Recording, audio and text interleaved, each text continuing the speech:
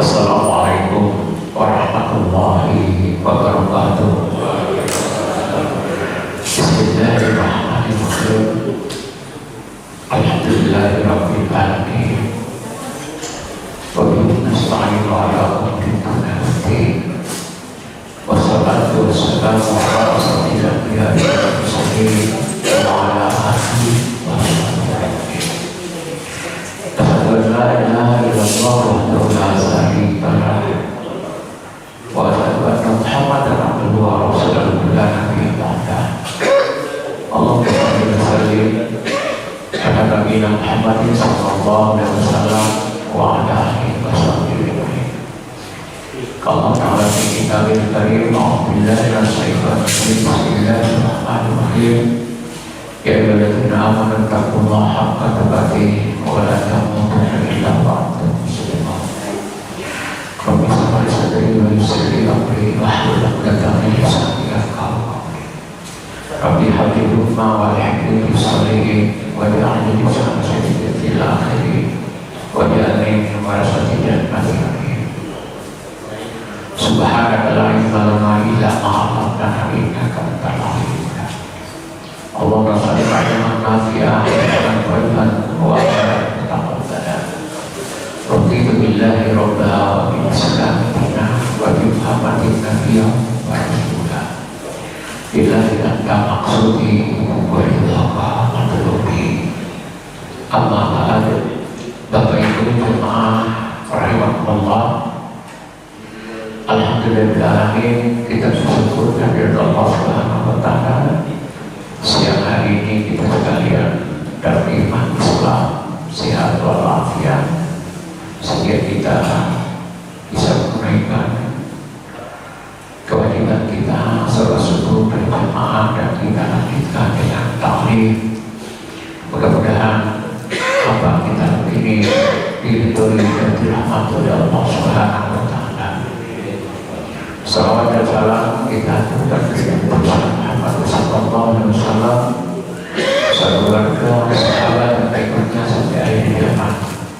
Baiklah Bapak Ibu sekalian, saya melanjutkan tentang hijrah Rasulullah sallallahu alaihi wasallam. Kalau pada pertemuan yang lalu adalah ada kejadian Aqabah pertama dan Aqabah kedua. Itulah yang mendorong Rasulullah sallallahu alaihi wasallam untuk berhijrah ke Madinah. Nah, proses perjalanan Rasulullah itu yaitu pada tanggal Rasulullah meninggalkan rumahnya pada tengah malam tanggal 27 Safar tahun ke-14 dari kenabian, bertepatan dengan tanggal 12 atau 13 September 622. Nah, jadi Rasulullah itu meninggalkan Makkah itu adalah pada 27 Safar. Lalu bagaimana? Selalu dikatakan hijrah itu Rasulullah 12 Rabiul Awal, hijrahnya juga dari 12 Rabiul Awal. Lah 12 Rabiul Awal itu adalah nyampenya di Madinah, yaitu di Madinah Nabawi. Jadi kalau mulai meninggalkan rumah itu 27 Safar. Nyampenya di Madinah itulah yang 12 Rabiul Awal. Nah, setelah itu pada tengah malam ya, dan rumah beliau sudah dikepung oleh para pemuda-pemuda kafir Quraisy yang terbaik, karena dihadiahi siapa yang bisa menangkap Rasulullah hidup atau mati akan mendapatkan hadiah 100 ekor onta. Jadi semangat sekali. Bayangkan 100 ekor onta berarti 100 mersi. Jadi ukuran harga onta pada masa itu. Nah, setelah Rasulullah itu keluar dari rumah, Kemudian mendatangi rumah Abu Bakar As-Siddiq.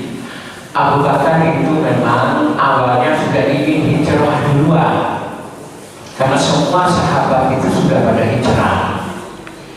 Tinggal Abu Bakar minta izin, saya tak berangkat juga, kasar begitu. Kata Rasul, nunggu dulu perintah dari saya. Nah, ternyata memang Abu Bakar itu adalah disiapkan oleh Rasulullah untuk mendampingi beliau. Jadi ada dua sahabat utama, Abu Bakar dan Ali bin Abi Thalib. Lalu tempat tidurnya itu digantikan oleh Ali bin Abi Thalib. Jadi karena orang-orang kafir Quraisy itu kan nitip tempat tidur itu Rasulullah itu. Jadi setiap jam itu mereka nitip Rasulullah masih ada apa enggak di tempat tidurnya. Begitu, oh masih ada gitu. Nah, kemudian pada saat Rasulullah mau keluar itu, beliau minta kepada Sayyidina Ali untuk menggantikan tempat tidurnya. Jadi sehingga begitu orang-orang kafir itu melihat, oh masih ada Rasul, karena masih ada di tempat tidurnya. Nah, jadi itulah sebuah keberanian dari Sayyidina Ali yang luar biasa, karena ya, ini kan pasti dibunuh, ini kan misi orang kafir Quraisy ini. Jadi sudah Ali bersedia untuk menggantikan posisi Rasulullah di tempat itu, sehingga orang-orang kafir Quraisy ya tidak nyambung ke dalam, karena Rasulullah tidak bisa kemana-mana karena rumahnya sudah dikepung, tidak bisa. Tinggal mereka lihat, oh masih ada gitu. Nah itu, posisi itu adalah digantikan oleh Ali bin Abi Thalib. Kemudian baru sekalian, di samping itu Rasulullah berwasiat kepada Sayyidina Ali, nanti kalau ada orang-orang kafir Quraisy itu yang mau mengambil barangnya, ini adalah barangnya. Jadi bapak sekalian, walaupun orang-orang kafir Quraisy itu tidak menerima Rasulullah Nabi Muhammad sebagai nabi, tapi mereka titipkan barangnya. Jadi uangnya, emasnya itu dititipkan kepada Rasulullah, karena mereka jamin bahwa barang itu pasti aman. Karena kan belum ada bank, belum ada koperasi, belum ada BNT untuk menitip uang, menitip barang itu kemana? Ya dititipkan kepada orang yang dipercaya itu. Nah, salah satu yang paling dipercayai, karena tidak akan mungkin hilang atau berkurang kalau dititipkan kepada Rasulullah. Nah, di sini yang menjadi pertanyaan itu adalah, apakah penitipan itu kepada Rasulullah itu Rasulullah mengambil upah? Itu jadi perdebatan. Kalau Rasulullah itu mengambil upah, berarti sistem sekarang itu sama dengan perbankan. Karena kita titip uang, ya bank mengambil untung dari titipan itu, walaupun kita yang punya juga mendapatkan keuntungan. Nah, oleh karena itu saya mau keluar sedikit. Di Muhammadiyah itu adalah tentang bunga bank itu pro kontra. Jadi ada yang menyatakan ya kalau keputusan tadinya itu makruh, tapi sebagian ulama Muhammadiyah tadi Muhammadiyah itu halal bank itu. Kan itu lembaga penitipan uang. Tetapi akhirnya tadi mengambil itu makruh, itu subhan. Tapi sebagian ada berparakan itu hanya termasuk mungkin Pak almarhum Hasan Mana Dorong Padat itu, Pak itu halal itu. Dan sebagian ada menjadi perdebatan ahli hukum itu. Tapi menitipkan barang itu ya sudah terjadi sejak dahulu. Rasulullah itu dapat menampung orang-orang menitipkan barang. Apalagi kalau mau keluar kota, ini uang ini, bank ini, uang ini, emas ini, perhiasan ini disimpan di mana kan gitu. Waktu penitipan belum ada, apalagi penitipan bayi baru sekarang ada. Nah, kemudian lalu Rasulullah itu keluar rumah, meletakkan segenggam tanah di kepala masing-masing Abu Bakar sambil membaca surat Yasin. Kami adakan di hadapan mereka dinding dan di belakang mereka dinding, dan kami tutup mata mereka sehingga mereka tidak dapat melihat. Ada dua ayat sebenarnya yang dijadikan. Yang pertama, bahwa ramaita itu ramaita walakinnallaha ramah. Jadi Rasulullah mengambil pasir itu kemudian melempar kepada orang-orang kafir yang mengepung rumah itu, lalu mereka tidak bisa melihat Rasulullah keluar. Nah, yang kedua adalah ayat dari surat Yasin. Nah, ada lagi perdebatan di sini tentang kasus ini, tentang membaca ayat itu digunakan. Ini kan berdebat, bolehkah ayat itu digunakan selain memahami ayat tekstual? Misalnya begini, dalam surat Yusuf, jika seseorang itu ingin dilihat oleh orang lain dan disayangi oleh orang lain, maka membaca falamma ra'aynahu akabarnahu akaba'an aibuna ukurna maha dan tidak basari. Jadi ayat itu Nabi Yusuf itu karena Zulaikha itu menjadi viral di masyarakat, menggoda Nabi Yusuf, lalu Siti Zulaikha mengumpulkan perempuan-perempuan pembesar makan. Lihatlah siapa lelaki yang selalu bersama saya di rumah saya. Lalu dikumpulkan dengan menyiapkan hidangan makan, lalu didatangkanlah Yusuf itu. Semua wanita itu menyatakan ini bukan manusia ini adalah malaikat ini malaikat ini. Nah, kata Zulaikha, itulah orang yang selalu bersama saya di rumah saya. Bagaimana saya bisa tahan? Nah, itu kasusnya.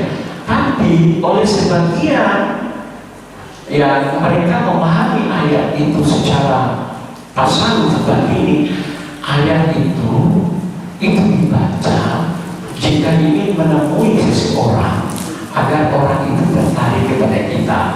Nah, pertanyaannya itu, bisakah seperti ayat itu digunakan untuk hal-hal seperti itu? Itu jadi perdebatan. Tapi kalau ulama tasawuf itu, ya boleh ayat Al-Quran itu tidak cukup dimaknai secara lahir, tapi juga dimaknai secara batin.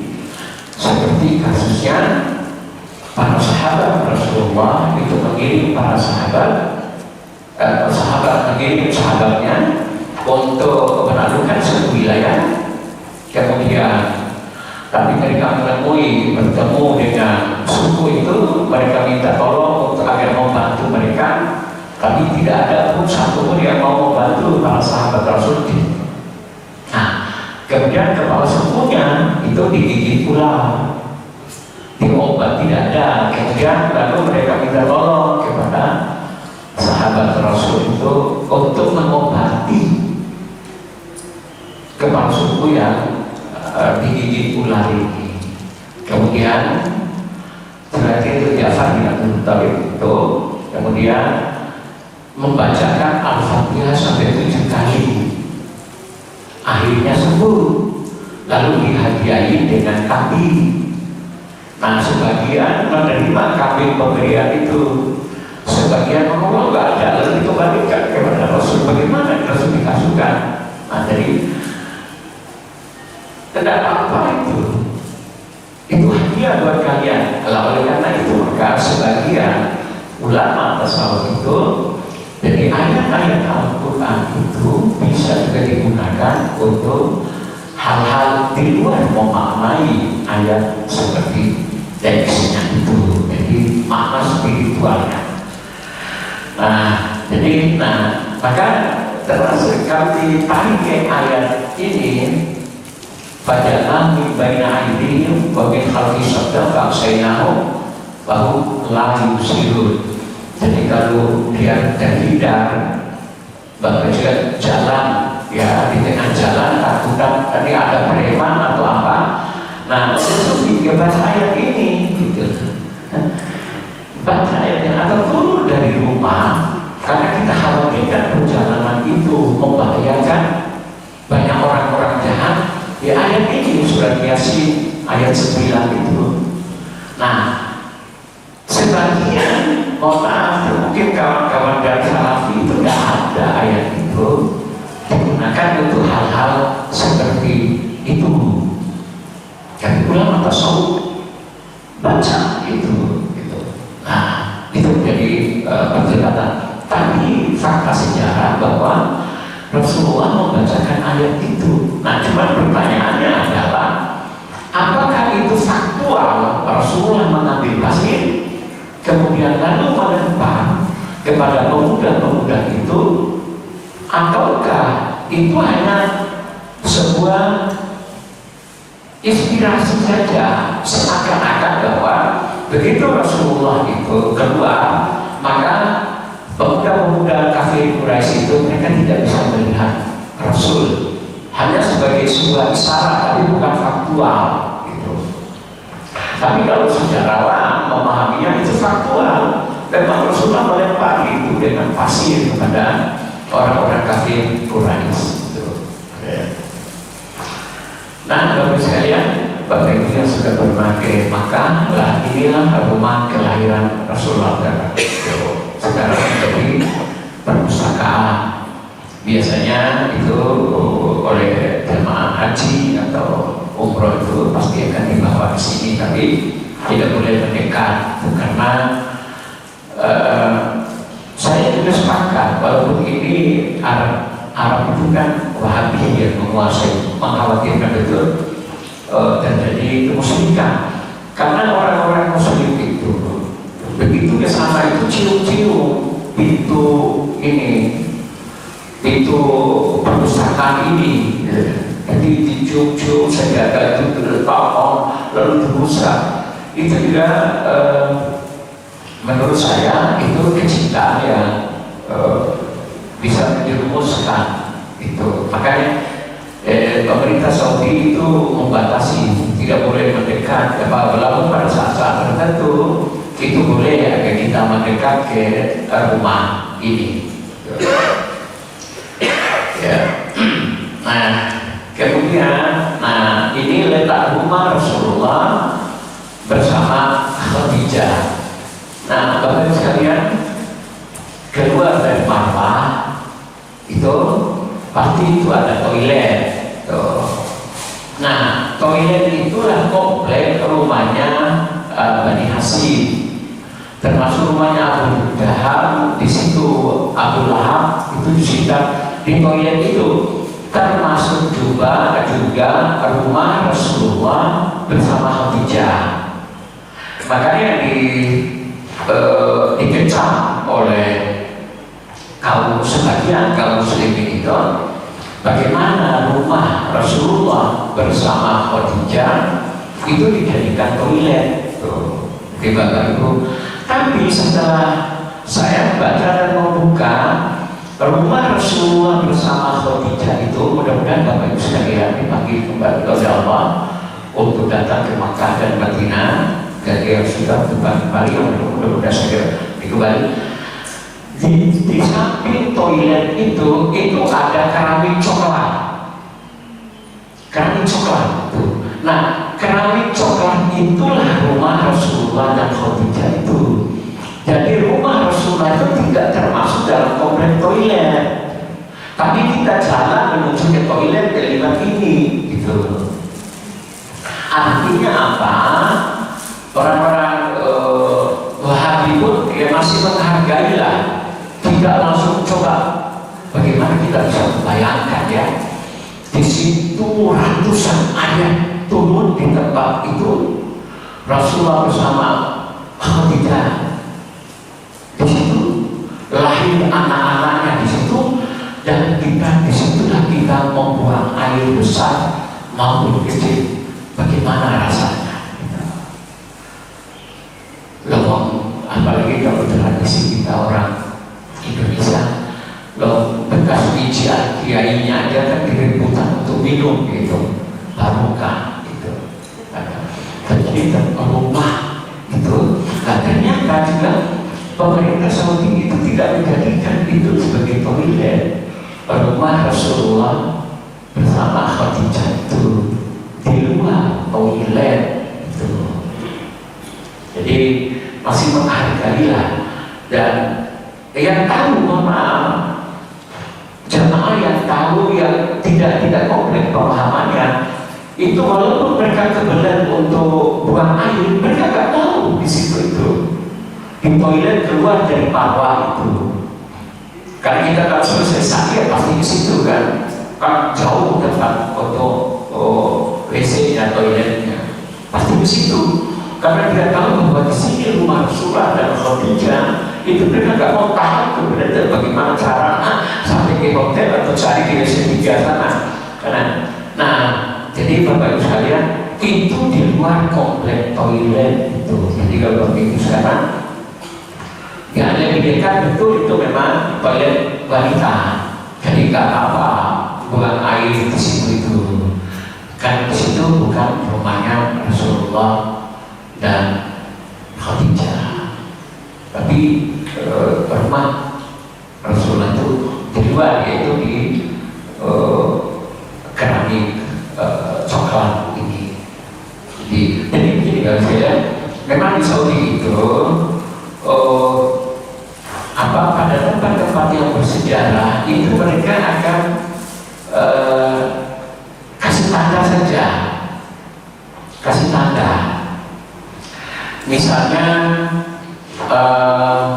tempat perjanjian Hudaybiyah, ya, tempat perjanjian tempat Rasulullah dulu di waktu menulis perjanjian itu, ya dijadikan ini ya batu bata, di depannya masjid, tapi di belakangnya itulah. Nah, jadi itu ada simbolnya. Seperti misalnya juga Bapak Ibu sekalian, kalau di Arafah, sebelum naik kita akan ke Jabal Rahmah, di Arafah itu di bawahnya itu ada seperti bangunan, ya, yang sekarang sudah diberi kawan-kawan. Nah, orang nggak tahu gitu, kenapa tempat itu dipagari kecil ya. Karena disitulah Rasulullah dulu itu wukuf. Jadi tempat Rasulullah wukuf waktu haji wada itu, ya di situ itu. Tapi coba di situ ditulis itu tempat wukufnya Rasul. Oh, orang akan kerumun di situ. Bagaimana ini Rasulullah wukuf itu mulai habis itu sampai maghrib itu tidak bergeser di tempat itu. Akan betul karena inilah Rasulullah dulu. Nah, jadi akan berkesan dengan orang saya sedikit seperti ini, punya basuh ini.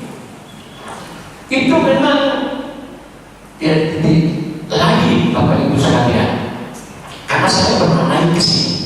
Itu 2 jam dari itu di atas gua itu. Jadi ada namanya, ada sensasi gitu ya. Kayak apa sih Rasulullah dulu itu tidur di gua Sur itu. Coba tak baring gini. Itu lain memang perasaan. Nah, makanya seperti misalnya di Arafah tadi atau di Maulid itu Nabi itu dibiarkan, memang pasti itu ada pengaruh psikologi gitu. Makanya saya katakan tadi, saya salut juga dengan Wahabi itu untuk menjaga betul itu. Karena dulu sebelum Wahabi itu tanah-tanah Makkah itu banyak dibawa pulang, itu dijadikan jimat. Kiswah itu jimat itu dan dijual mahal itu. Bahkan ada orang Indonesia yang gunting dan gunting kasus kiswah kan, tapi ditangkap pasca itu ditahan. Kan memang dianggap yang kejiwaan lah, mungkin ahli-ahli psikologi yang bisa menguraikan itu. Tapi itulah ya sama seperti dengan kita kalau untungnya di tradisi dan di budaya Muhammadiyah itu egaliter kita itu. Jadi kita ini sudah aja kami coba misalnya di saudara-saudara kita yang di Nadi, kalau itu sudah dikiaikan itu tokoh, coba datangkan beributan cium tangan itu menunjukkan. Andai kan di Samsudin atau Khidar masih datang sini, kita di sekitar salaman biasa saja. Tapi kan karena ada sebagian masyarakat yang mengkultuskan itu gitu. Itu sampai kalau memberi jeruk itu dilempar gitu. Nah, tapi di tradisi kita kan tidak, kalau di Muhammadiyah itu karena memang orang Muhammadiyah itu adalah memang untuk khusus orang-orang kota kan, jadi yang relatif pemahaman budayanya sudah matang dan dewasa gitu. Nah itulah ya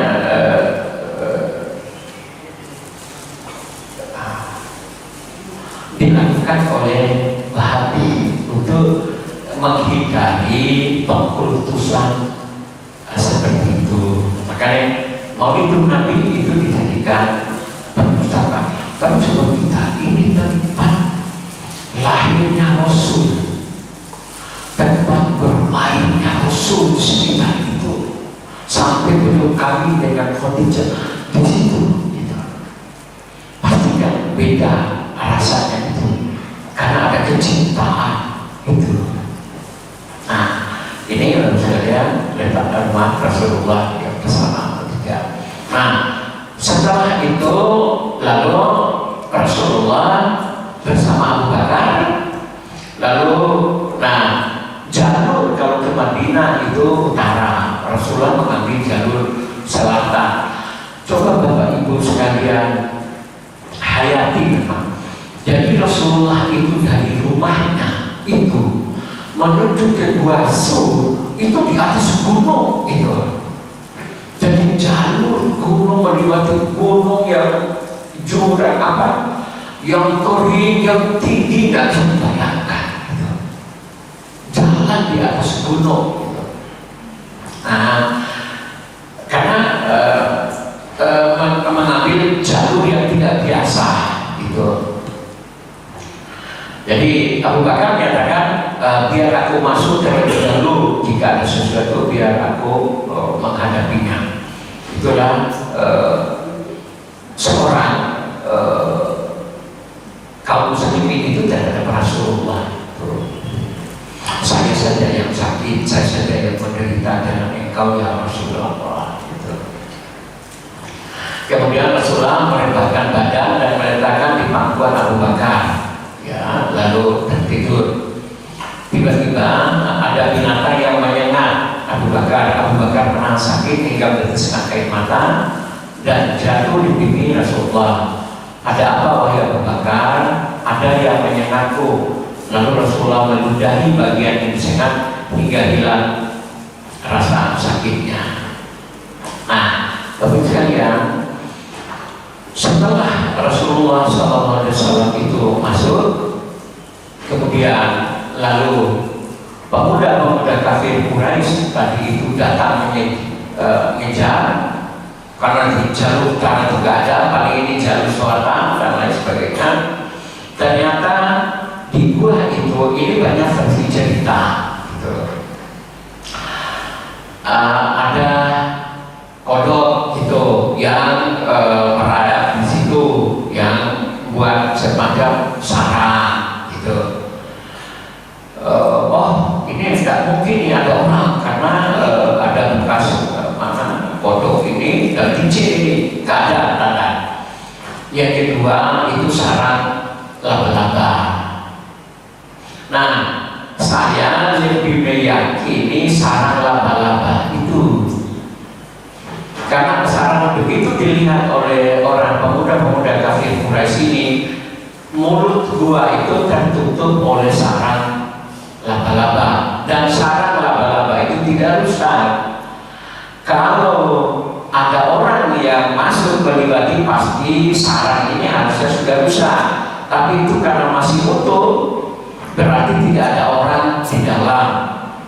Itulah yang membuat kenapa orang-orang kafir Quraisy tidak menoleh. Sebenarnya tinggal gini saja, ini kita jalan di sini, gua itu ke sini hanya belok dikit untuk balik, sebenarnya nongol gitu sudah kelihatan kaki orang di gua itu, tapi mereka tidak melihat tuh, tidak noleh ya, tidak ngintip karena ada sarang laba-laba itu ya.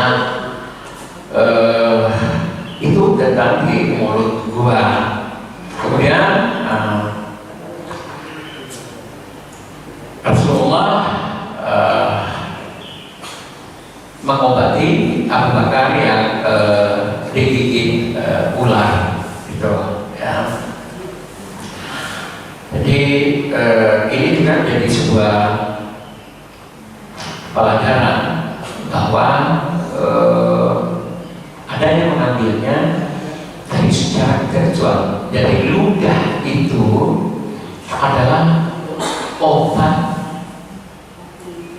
bagi penyakit, obat.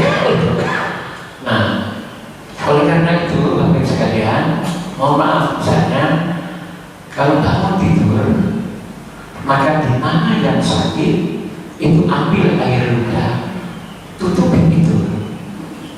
Jadi sembilan, apalagi kalau keras. Kalau keras itu ambil aja air ludah, usap itu di betis kita, itu hilang gitu. Nah, maka ada yang mengambil dari kasus ini bahwa termasuk bisul dan lain sebagainya, apalagi telinga dengung, mata sakit, ambil aja air ludah, bangun tidur itu.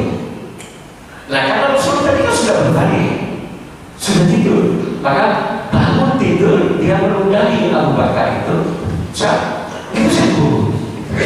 Nah, maka orang ngambil bahwa itu ternyata air ludah itu, kalau ada misalkan itu khusus air ludahnya Rasul gitu. Kalau air ludah tidak enggak, tapi kan saya membuktikannya iya. Apalagi kalau mata kita sakit gitu, obat dengan air ludah gitu. Kaki keram air ludah, telinga dengung air ludah gitu. Nah, jadi ya saya mengambilnya bahwa ya udah ini Rasul pernah melakukan itu gitu ya. Berarti tidak khusus Rasul, walaupun ya itu ada yang terkait itu khusus Rasul bukan kita. Kalau saya tahu apa yang dilakukan oleh Rasul itu ya juga kita juga sama dengan ini kan. Rasulullah sedang berjalan di kuburan, kemudian Rasulullah mendengar ya ahli kubur ini sedang disiksa. Dengan lalu Rasulullah mengambil beberapa rumah, kemudian menancapkan di atas kuburan itu. Kenapa ditajamkan? Selama ini masih ada airnya, maka selama itu orang ini tidak tersiksa. Gitu. Lalu jadilah bahwa sebagian saudara kita kalau ke makam bawa air dan kembang. Apakah itu yaitu jadi? Nah, kalau ini karena ini kan terkait dengan goib itu, kan beda dengan kasus tadi yang real. Maka kalau begitu akhirnya kan ditanami pohon saja, kita menanami pohon ya selama itu 3 Tapi kalau Kiai Said Siraj itu Gus Dur itu tidak pernah ditanyai oleh mungkar nakir, karena selalu ada orang yang datang ke kuburannya. Jadi sampai berhari-hari, berpuluhan hari, Gus Dur itu tidak ada mungkar dan nakir yang datang karena selalu didatangi. Tapi yang lebih lucu lagi itu, kalau nanti malaikat mungkar nakir itu bertanya, jawablah kufra. Ya, itu cuma istirahat itu. Jadi kalau ditanya siapa man rabbuka, tanyalah, jawablah kufra.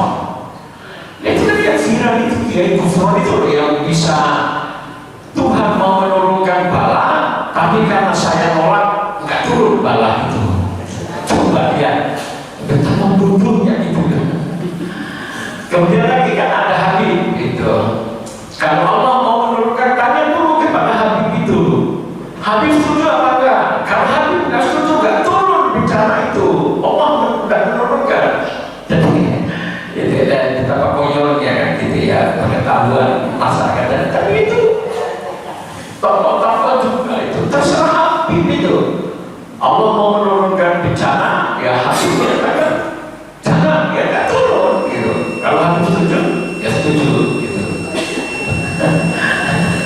Tapi yang menjadi kufran itu, terus yang jenggot kurus itu kan, kalau kita pernah lihat itu, jadi kalau hitungan itu ke mulut, sudah selamat itu ya Allah gitu. Jadi betapa fotonya ya pengetahuan masyarakat. Tapi kalau air ludah Rasul itu, menurut saya itu, saya praktekkan itu. Nah itu Guasur, jadi cukup dilihat dari atas itu ya. Ini di dalam Guasur ya. Tadi karena Abu Bakar itu kan takut ya, sedih karena orang-orang kafir Quraisy itu sudah berada di mulut gua itu gitu. Maka Rasulullah mengatakan, "Idza qul li sahibi la tahzan illallah ma'ana." Ya, tidak usah takut, tidak usah sedih, Allah bersama kita. Lagi-lagi Bapak Ibu, dari tafsir Sufi itu ayat ini itu dia bisa dikira kalau kita sedih itu baca ayat ini, la baca Allah mana, jangan takut, Allah bersama kita, tidak usah sedih, Allah bersama kita, Allah akan menolong kita, Allah akan memberikan jalan yang terbaik kita, sehingga tidak ada kesedihan, kesusahan dan lain sebagainya. Ini karena ada waktunya sampai Nabi berada di Guasur selama 3 malam. Ya, malam Jumat, malam Sabtu, dan malam Ahad. Setiap malam Abdullah bin Abu Bakar datang menemani mereka berdua. Juga ada pembantu Abu Bakar, yaitu Amir bin Fuhairah yang mengembala domba-dombanya. Kafir Quraisy menetapkan barang siapa yang dapat membawa hidup mati dihadiahi 100 ekor unta. Jadi, nah ini Bapak Ibu sekalian, dari kasus ini Rasulullah berada di Guasur itu. Jadi Rasulullah itu tidak hanya mengadakan doa, tapi menyusun sebuah strategi itu dalam perjalanan ini, dalam hijrah, belum lagi perang dan lain sebagainya. Jadi menempatkan orang-orang yang utuh, termasuk Abdullah bin Abu Bakar. Jadi dia selalu memberikan informasi. Jadi bagaimana keadaan, bagaimana situasi, sehingga kapan beliau baru bisa akan meneruskan perjalanan. Demikian juga ada Amir bin Fuhairah ini. Amir ini tujuannya adalah dia mengembalakan onta-onta di belakang, sambil melihat bahwa ada nggak orang-orang kafir Quraisy yang datang. Jadi dia ini bertugas sebagai mata-mata itu ya Amir ini. Jadi Rasul itu mengatur strategi gitu, tidak hanya mengandalkan doa dan tawakal, tetapi ada upaya dan pikir. Nah ini pada karena waktunya ya berarti mungkin yang akan datang saja ini perjalanan baru menuju ke Madinah itu, tiba di Kuba dan ya teman. Ya saya selingi ya Bapak Ibu dengan cerita-cerita yang ada relevansinya. Tidak fokus menyatu kepada sebuah peristiwa yang kronologis gitu. Jadi mungkin ada sesuatu yang ini ditanyakan ada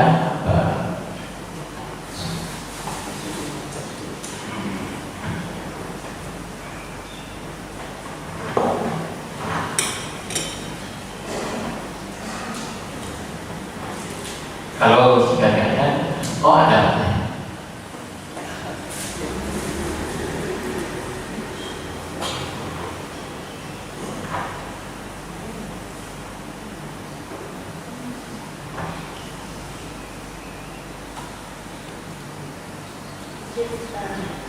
Ada, oke. Ada ibu-ibu.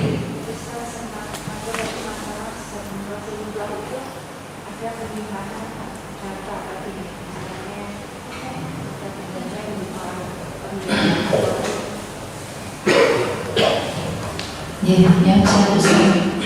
Tadi Ustaz Abu Bakar sudah menerangkan tentang zamannya Rasulullah itu sudah ada nih. Apabila beliau pergi menitipkan hartanya tadi berupa harta perhiasan atau uang. Dan tadi hukumnya kan ada makruh, ada juga ada apa. Nah, di bab tadi waktu itu berarti sudah ada Pak. Yang kami tanyakan saat ini kan banyak yang bilang kalau penyimpanan uang di bank itu hukumnya riba. Itu gimana Ustaz? Terima kasih. Ya, fatwa dari ulama Al-Azhar itu dan fatwa Mesir itu bank itu tidak haram. Ya, tidak haram. Nah, MUI zaman termasuk Muhammadiyah itu adalah makruh. Nah, walaupun tadi ada sebagian ulama Muhammadiyah itu menyatakan bank itu halal karena dia itu lembaga keuangan. Nah, yang jelas riba itulah yang haram. Kan itu soalnya. Kan itu ayatnya. Syariatnya riba itu haram. Nah, lalu pertanyaannya, apakah bank itu termasuk riba atau tidak? Kan itu. Sebagian yang tidak riba ya, karena bank itu hanya mengumpulkan uang dari masyarakat. Jadi dia mengumpulkan uang dari masyarakat, disimpan di dia, ditanam ke dia, kemudian uang itu dia kembangkan. Jadi ada orang yang pinjam dan lain sebagainya. Nah, maka orang yang pinjam itu, maka dia harus membayar kepada bank, ya. Kenapa? Yang pertama, ini kan untuk jasa, jadi jasa upah, maka dia harus ada pemasukan. Yang kedua itu inflasi. Andaikan katakanlah sekarang kita pinjam mudahnya 10 juta, begitu, 10 juta, sampai dibayar 10 tahun, tetap 10 juta. Kira-kira ada harganya uang 10 juta untuk 10 tahun yang akan datang dibandingkan sekarang. Loh, kalau tetap begitu, ya banyak. Bahkan orang yang titip uang, ya tidak akan mau, gitu.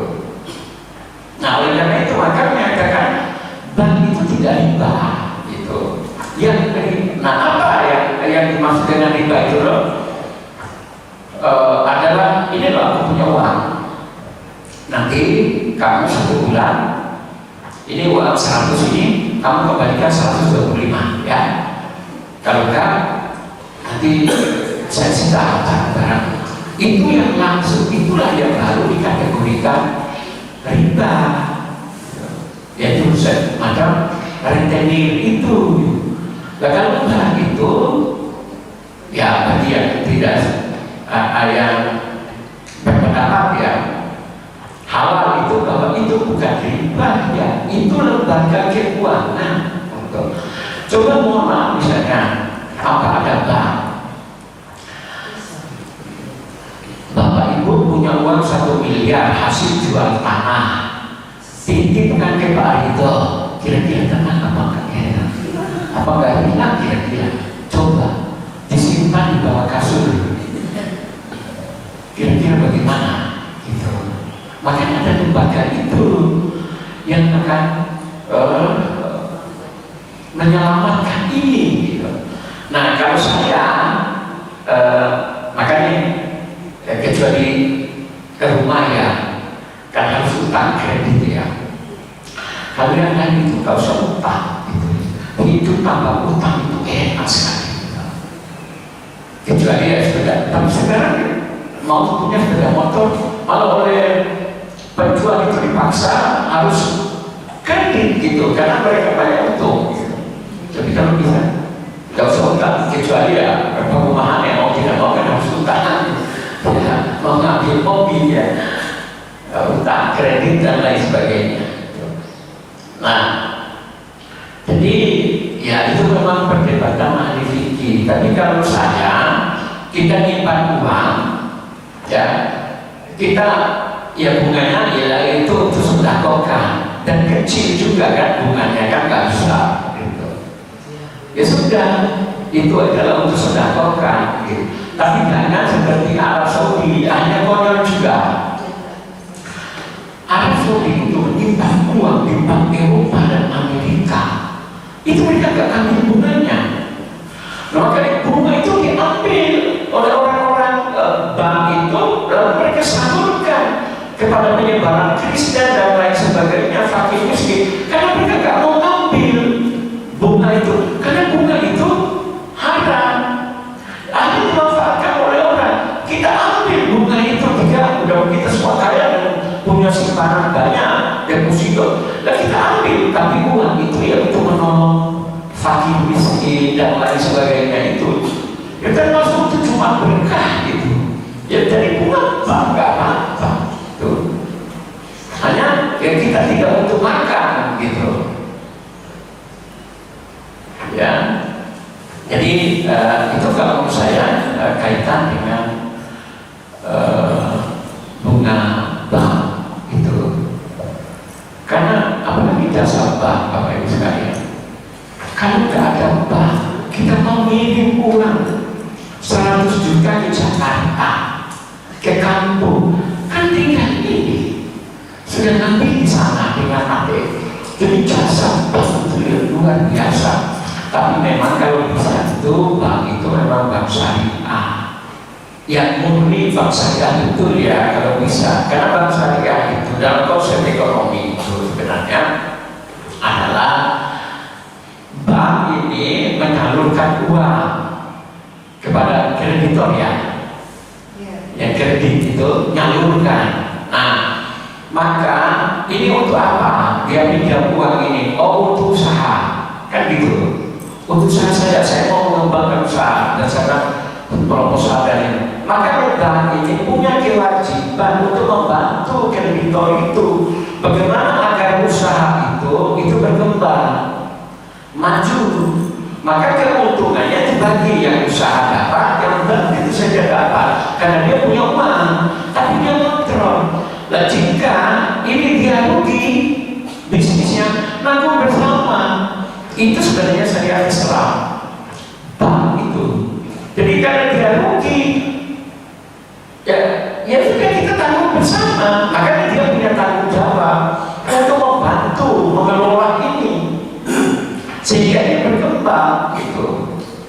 Tapi sekarang kan kalau kita nggak bisa mengembalikan ya apa gunanya itu kalau kalau sepeda motor ya lenyap gitu, rumah ya lenyap. Makanya itu betul-betul ribanya itu ya di situ itu. Jadi betul-betul menindas kan. Makanya orang yang main bank, tapi kan main bank kalau dalam kesusahan itu jangan. Kalau dalam kesulitan jangan pinjam bank. Bank itu kita pinjam di kala usaha itu maju untuk mengembangkan. Sudah jelas hitungannya gitu. Jangan ini dalam keadaan kesulitan kita pinjam bank untuk memperbesar modal. Awalnya malah bangkrut gitu. Malah bangkrut gitu. Jadi pinjam bank itu di kala mengembangkan usaha. Usaha ini maju berjalan terus. Setelah kita hitung kalau ini melakukan ini akan keuntungan, baru kita pinjam bank. Jangan dalam kesulitan. Jadi itu kalau datang dia masih perdebatan ulama, tapi sekarang tidak mungkin kita hidup tanpa bank. Sudah jadi bank semua kan. Makanya ada kawan saya dulu gak mau jadi pegawai negeri malah karena itu uangnya kan uang dari bank, dari riba macam-macam. Ya monggo ada yang sakar. Tapi mulai hidup jadi gimana? Monggo, ada kalau enggak?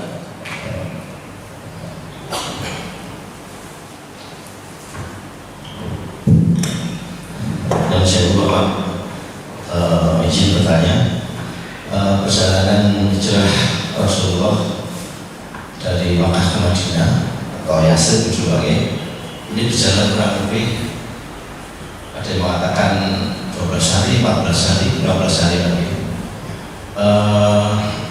dengan jarak tempuh kurang lebih 400 sampai 450 km. Kemudian dalam jaraknya begitu jauh, perbekalan yang dibawa itu sampai di mana? Karena perjalanan jauh sehingga butuh kebutuhan. Kemudian selama perjalanan itu peristiwa-peristiwa apa saja yang terjadi, Pak? Apakah ada pengalaman syukur Rasulullah?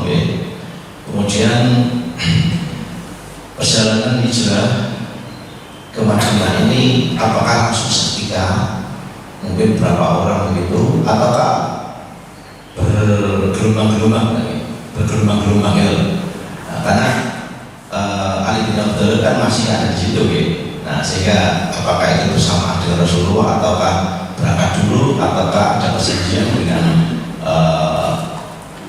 warga Yasrib itu, dan saya dengar ketika Rasulullah nyampe di sana rombongan hijrah itu kaum Muhajirin itu disambut oleh kaum Ansor dulu.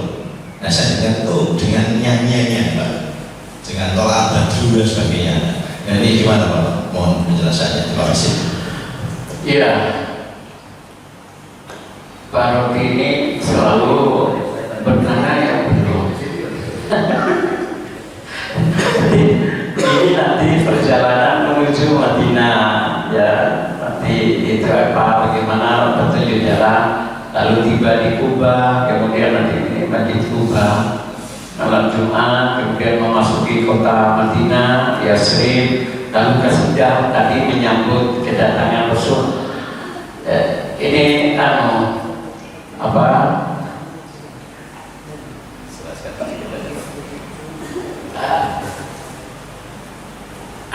nanti pembentukan negara Madinah, ini Madinah Nabawi, dasar pembentukan persaudaraan dan yang pertemuan yang ada aja di bawah dia.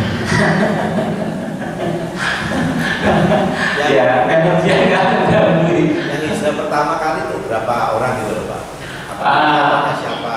Ada yang oh ya itu hijrah itu bergelombang, berbeda dengan hijrah ke Habasah.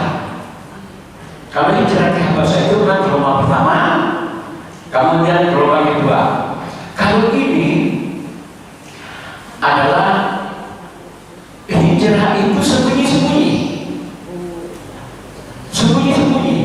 Nanti saya ceritakan bagaimana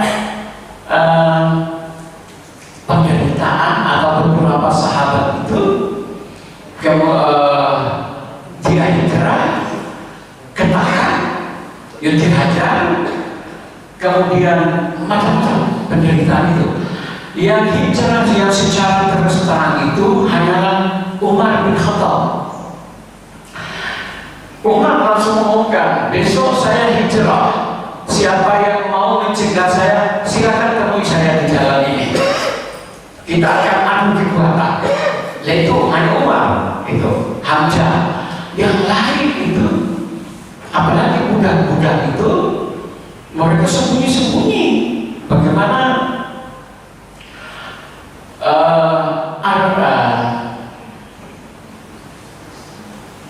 panggilan saya sebagai Anda siapa tadi? Panggilan terakhir itu adalah Ar-Rumi, namanya itu. Dia dari Rom, itu. Dia cerah, dia coba ya. Kemudian dicegat di tengah jalan. Cegat, Rumi, kamu dulu datang ke sini tidak membawa apa-apa.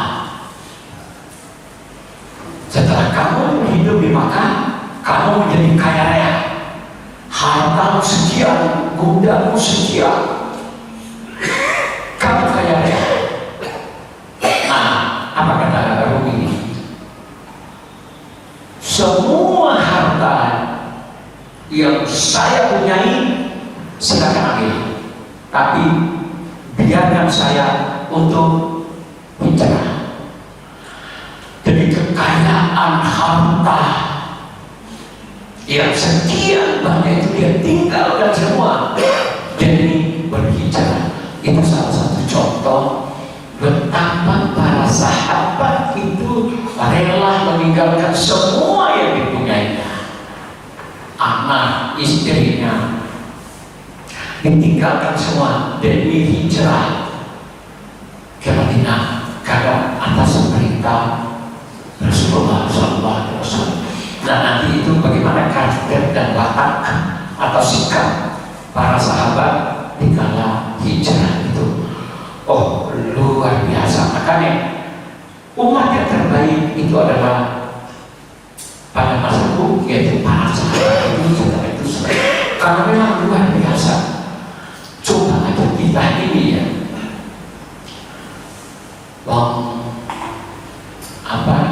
Anda disuruh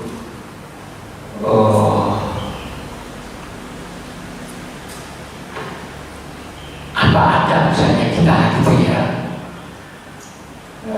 kecuali sudah mati ada tanah sekian hektar itu saya jual atau saya infakkan ke masjid gitu. Masih hidup, masih jaya gitu. Kan masih berpikir 1000 kali kita. Tapi kalau para sahabat dulu itu tidak pernah ada pikiran. Kalau ini itu jihad untuk sabilillah sudah tidak termasuk itu hijrah itu. Saya pikir itu Pak itu. Karena tadi perjalanan Rasulullah dari Abu Bakar itu kan kalau nggak salah yang terakhir Pak ya, dalam perjalanan yang terakhir Rasulullah yang terakhir.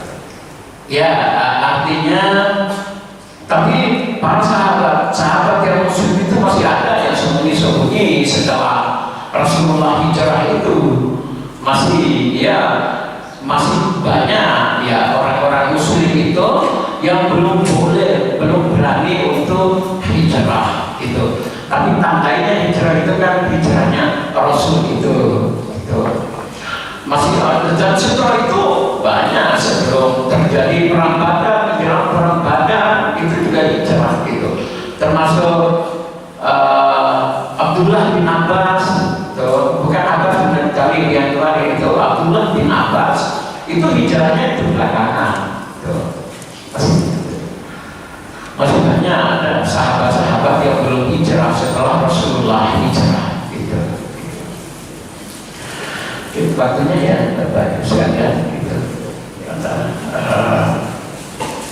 Sekalian sejarah itu hanya untuk membuka wawasan pengetahuan, tapi bisa ditarik untuk menjadi sebuah pengetahuan dikaitkan dengan agama gitu. Maka kalau orang itu memahami sejarah membaca sejarah, maka cara berpikirnya itu menjadi